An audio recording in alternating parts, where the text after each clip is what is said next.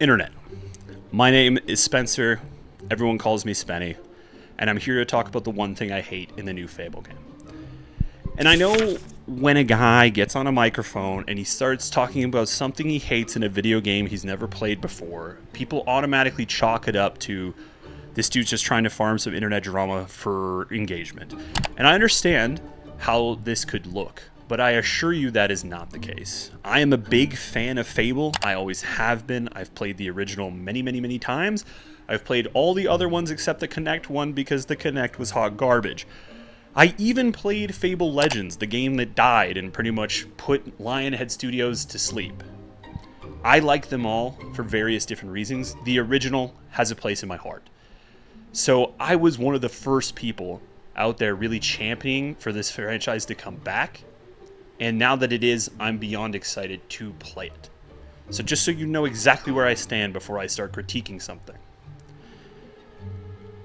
The thing that I hate about this new Fable game is this thing. And if you're not really aware of what that is, this is the social kind of judgment system that the game has in place where it has these little notifications that pop up every time you commit an action in the world. Like if you kick a chicken, you get this little thing that pops up and it's like, you're a chicken chaser. People in the surrounding area see you as such, like whether it's the town or what have you. And I know that's such a silly little thing to hate on the surface, but to me, I think it kind of robs some of the real magic of what made Fable Fable. And I hate this thing for more than just specifically one reason.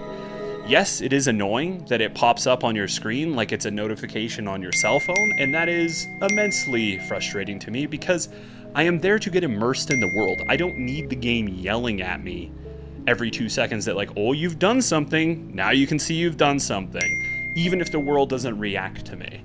It feels lazy. I feel like I want the world to react to me. If I walk into a room and I stab the first person I see, I don't want the game to be like, whoa, you stabbed the guy, now you're a villain. I want the game to just react to me. I want the people around me to be like horrified. I want the world to express itself.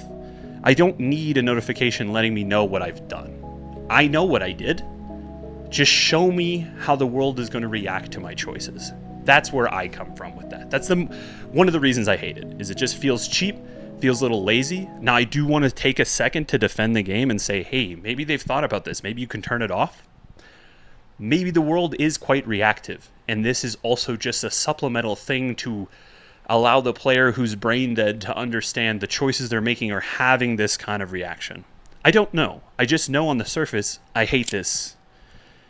And another reason I hate this is in the first game, it wasn't very sophisticated, but it really drew you in. It wanted you, the player, to kind of explore and push the boundaries of what you thought were right or wrong, and then it would objectively give you points for evil or good deeds. And these were like, little icons that pop up on the screen, but they're like very discreet in the corner. They're not like just fucking blasting in the center of your screen. They're just very subtle. And over time, your choices would affect the appearance of your character, which they've done away with in this one. And I'm sure there is a multitude of reasons of why they've done that. And I'm not here to just fucking ramble for that. All I know is that in the first game, it really allowed the player to express themselves freely, and then by cultivating a series of actions, it augmented the way your character looked. And you almost kind of never understood whether your character genuinely changed into the monster with the devil horns or the deity with the halo around his head. Like, you never knew if that was like an actual change taking place or just a personification of how good or evil you were seen as in the world, meaning that like they see you as a devil, therefore your character starts to draw the characteristics of one. Hopefully that makes sense. But I just meant it really allowed the player to kind of just do what they wanted to do and have that shape the hero they are becoming or the villain they're becoming. It wasn't like a checklist of like, oh, you punched fucking Dylan down at the bar, now you got 7 people that are scared of you. And Bowerstone now thinks you're a fucking random sucker punch guy. And then now you become the sucker punch hero. Like, it's very strange, okay? And I think it lacks it robs the player of the exploration, of kind of seeing what your actions do for you in the long run, rather than immediately notifying you of what they are. Like, say if I walk into a room and I punch a random guy, I want the world to react to me, but I also want to have the adventure of interacting with those around me and finding out maybe if one of those people who saw me punch that guy actually thought what I did was funny, or thought what I did was cool, or thought I was a hero because they didn't like that guy I punched. Like, it has this kind of immediate intrigue of being like, yes, I did a thing, I saw the world react to me, but it's much deeper than a notification on my screen. It allows me to kind of go and engage with the things I want and really learn about the impact I had on this room at that moment in time, and how that kind of rumor of me being a random guy who sucker punches people would just echo throughout the world. I think that's a level of adventure that I would like to participate in myself and discover for myself, not be told what it is. And lastly, I think the last thing a person who's playing a video game wants to do is have a world judge them. A lot of people go to play video games to escape. This is the thing you're going to get lost in. That's what makes a video game so impactful, is that it can take you to a time and a place like a good book or a movie can, but it allows you to take control of the avatar and have an impact on this make-believe world. And when it's done in a convincing way, you become immersed. And I think that immersion is important. And I also think it is cheapened if it has to tell you what you're doing rather than showing you what you're doing. And I don't know, there's something about this innate kind of social judgment system that I really don't like. I don't know if I need to interact with somebody, say something incorrectly, and then go, the world thinks you're stupid, or the world thinks you're rude, or the world thinks you're a good guy, you're chivalrous, you've, held a door for a lady, or whatever kind of minuscule activities you can conduct yourself with in this new Fable game.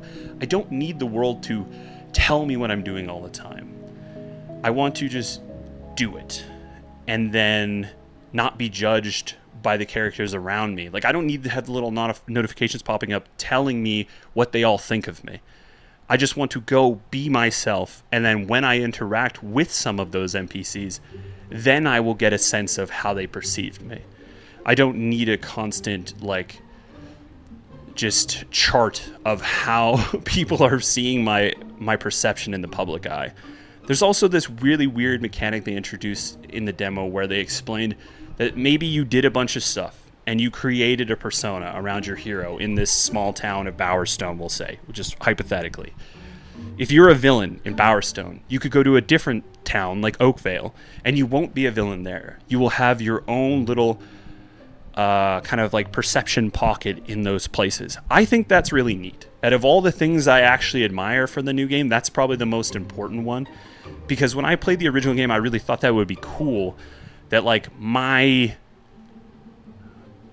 resume, my perception in the world, yes, it kind of precedes me, but I ultimately get to define it by those little locations. Because we're talking about medieval times. There's not a fucking telegram service running around, preaching to the choir every little nuanced thing I did. They could go hey, we've heard of the chicken chaser from Oakvale, and he's apparently a bad guy, and now he's here in Bowerstone, and let us judge him, how we want. I think that's really neat. But I do hate the idea that they cheapen that by allowing you to pay the town crier to just craft a persona for you. Meaning that, let's say you go into this new town, and you see a girl there, and she's like, well, I only date, rich tycoons who own a house. But you're none of those things. But if you had enough gold in your pockets, you could get the town crier to tell everyone you're rich and an entrepreneur. You still need to buy the house, of course, or somehow try to fake it. But the idea is that, you don't have to do the hard work. You could just pay the guy and he'll say the shit. And it becomes this other thing where, I play my video games to escape. I don't need that to mimic reality. Modern media and blah, blah, blah, and we've all seen news and how it's manipulated. I don't really know if I need a virtual version of that for myself in a video game. It just feels kind of silly. It also kind of robs a little bit of the experience of going back and doing something differently. Maybe you do a truly evil playthrough and then you just go back and have a good playthrough or a medium playthrough, however you want to craft your experience. It's this idea that, like, yes, you make all these choices and they matter, but also they don't matter because you could just pay some dude like 50 gold and he'll shout some stuff around and then they'll all forget about the bad things you did. And it just seems silly. Then it makes the whole system feel corrupted. It doesn't feel like it's impactful. It doesn't really feel like my choices are something I have to think about, because I could just do whatever the fuck I want and then just manipulate the people around me to get the things I want anyway. So, yeah, that's the thing. That's the reason I hate this shit. I hope to God you can turn a lot of this stuff off. I really don't need the thing popping up in front of my face every 10 seconds reminding me what I just did.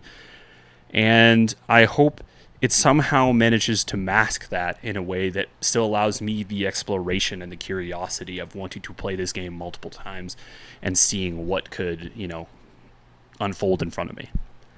And have my choices feel like I need to just stand behind them, not cheapen them. We'll see. I don't know. This is just the one thing I hated. I wanted to make a video about it because I haven't really heard too many people talk about it. And I just want to say thank you for watching this video. And if you've made it this far, do me a favor.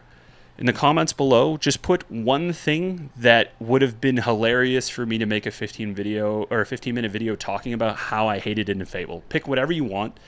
It could be anything.